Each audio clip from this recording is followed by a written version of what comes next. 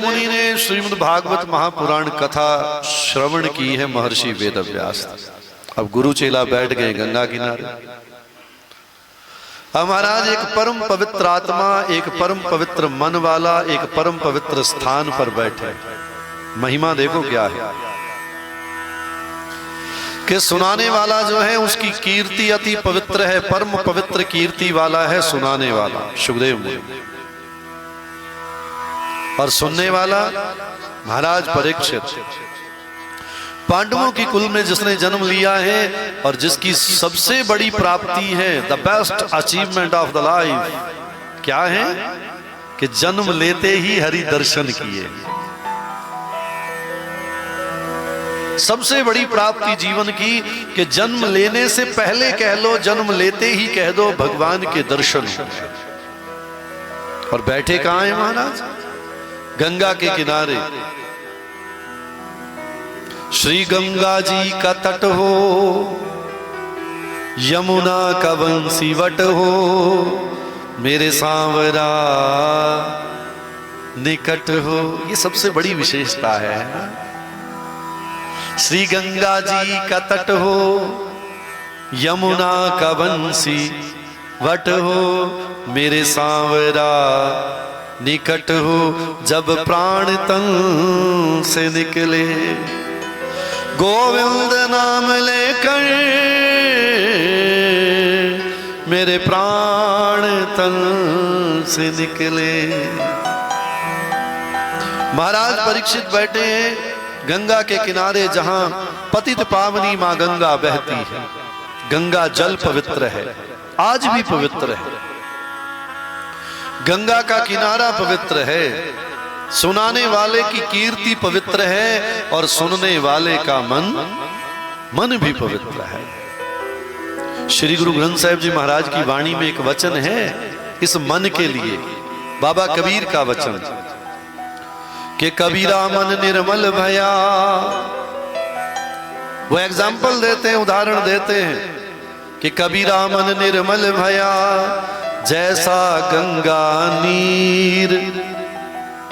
जब ये मन निर्मल हुआ तो स्थिति क्या बन गई कि पाछे लागो हर फिरे, कहत कबीर कबीर। कि जब ये मन निर्मल हुआ, इसके भाव निर्मल हुए, जिस भगवान को मैं ढूंढता था वो भगवान ढूंढता हुआ मेरे पीछे चल रहा है महाराज, मुझे ढूंढता हुआ।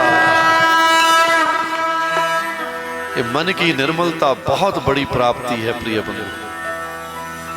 ये निर्मल हो जाए, आहा हा आहा हा, जीवन धन्य हो जाता है। जब इस मन के अंदर किसी के लिए कोई कुभाव ना हो, इस मन के अंदर किसी के लिए कोई कुविचार ना हो, ये मन सारा दिन संसार में ढूंढता हो,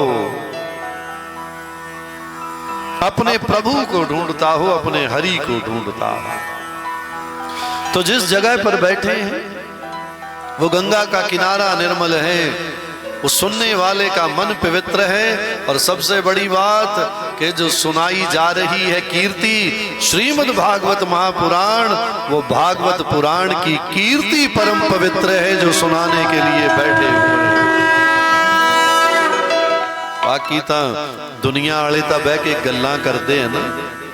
बाबा बुल्ले शाह ने लिखिया सी, कहंदा होर ने सबे गलड़ियां, ये गल्लां भी नहीं, होर ने सबे गलड़ियां, एक रब रब दी गल। दुनिया में यदि कोई बातें हैं तो केवल परमात्मा के नाम की वही बातें हैं जे गल्ला ने ता रब दे नाम दिया, बाकी ता गलड़ियां हैं। तो गलड़ियों का मतलब कि जिनका कोई मतलब नहीं है महाराज।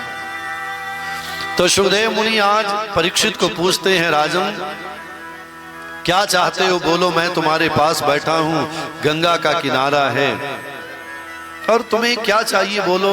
परीक्षित ने डायरेक्ट क्वेश्चन किया है, घुमा फिरा के नहीं। कहा महाराज गुरुदेव मेरे पास केवल 7 दिन है, संतों ने श्राप दे दिया है और 7वें दिन मेरी मृत्यु निश्चित है, क्योंकि संत वचन अटल है।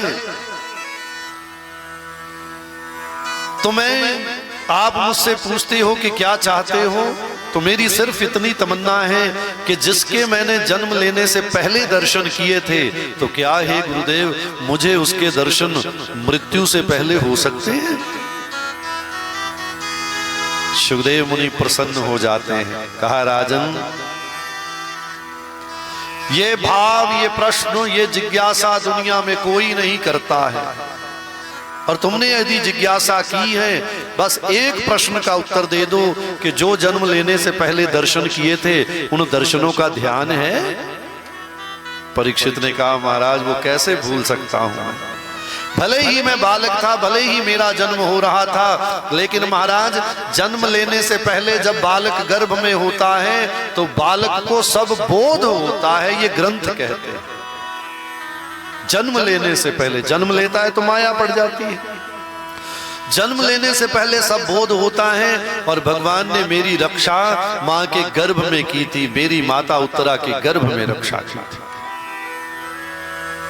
परीक्षित ने कहा गुरुदेव मुझे वो दृश्य बिल्कुल पूर्ण याद है, मैं उस चेहरे को भूल नहीं सकता हूं। सुखदेव मुनि ने कहा राजन, अगर याद है तो बस उसका ध्यान बना के रखना। ये 7 दिन जब कथा श्रवण करोगे तो ये तुम्हारा गुरु तुम्हें वचन देता है, आशीर्वाद देता है। अगर तुम्हारी नजरें वहां टिकी रहेंगी तो वो मनमोहन 7वें दिन तुम्हारे सामने प्रकट हो जाएगा, तुम्हें लेने वो स्वयं आए।